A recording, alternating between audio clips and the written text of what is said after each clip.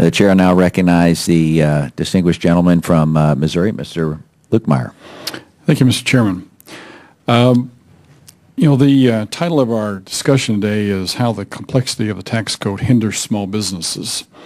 I'd like to ask Mr. Hall, do you have any statistics on how many small businesses are deterred from even getting started as a result of the tax code or as a result of the complexity of trying to get started with all of the different rules and regulations and besides taxes that are you have any idea of that? Unfortunately, don't have any statistics on things that haven't happened, but that is very scary to me. And back to my comment in Boston with that seminar, those 16 people who started small businesses, my concern is that there are lots of people out there who may also have been laid off or changed positions and may have an idea for a consulting service or a small business, even a manufacturing idea, something that they may have in another economic setting, may have chose to do that because the economy is down now, availability for credit is down now. Maybe some of those things are not happening more today. This is strange, but they're not happening more today than they've ever not happened before. And that's very concerning because, again, I think Ranking Member had talked about 70% of all jobs come from small business. And to every piece of discouragement to starting that small business is another discouragement for a new job. So although I don't have statistics on that, I would be afraid to know what that statistic is.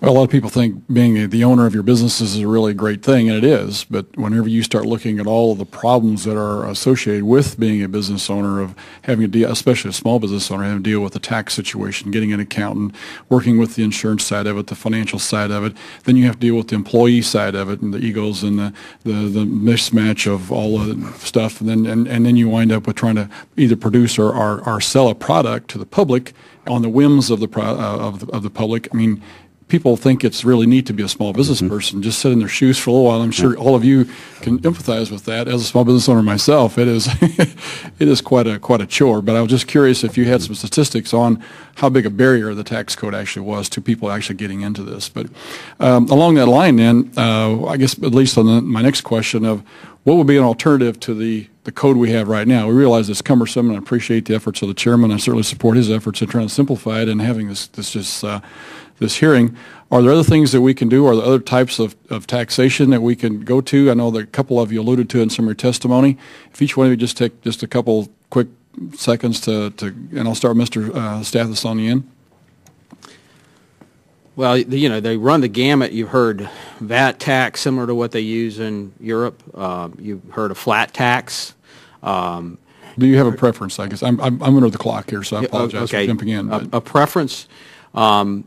I think that one of the other gentlemen alluded to what the upheaval would be to the economy and the way it is right now. That if you tried to make a massive change to, say, a flat tax, it could cause, I think, more damage than it did good. I think that's where we are right now. What we need to do is simplify what we have and maintain the structure, the general structure, but just simplify it. Okay, great. Mr. Hall?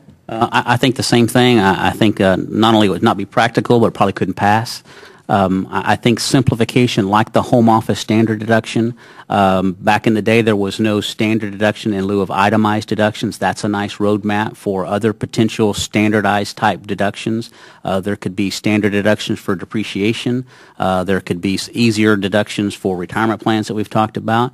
Moving some of those deductions to the entity level, like Mr. Blacklead mentioned on the self-employed health insurance deduction. I think the code itself accomplishes so many different things, not just revenue, but social issues as well.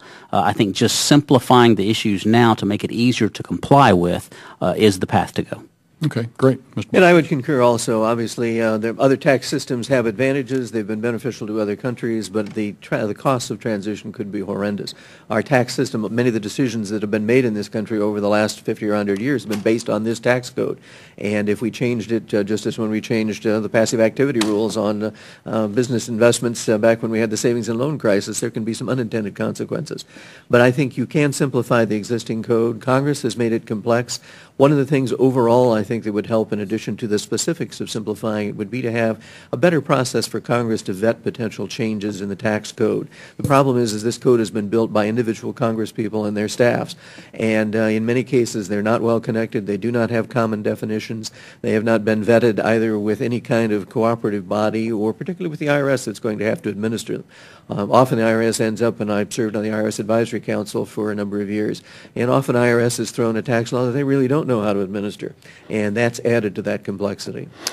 Just as a follow-up, that you piqued my interest in, and I'll let Ms. Chin Ryan here in a second. But it would be neat if we would have a time frame within which an account, you could plan for your future with your accountant to say this tax is only going to go into force 2, 5, 10 years from now, so that all of a sudden we in Congress decide tomorrow we're going to change the tax code, and your whole future plans are screwed up because of what we did. I think that something like that. If you do make a change, implementation, it's absolutely imperative that it somehow be transitioned in over a period of a number of years, which unfortunately will, of course, add to the complexity for that transition period. Yeah, Ms. Chin.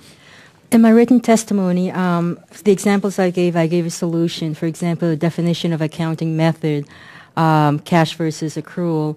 A solution could be if a business is $5 million or less, anyone can use the cash basis regardless of the type of entity. That would help reduce it. The different categories of income, a solution would be to eliminate the passive income and go back to the earned and other income. Same with Social Security is to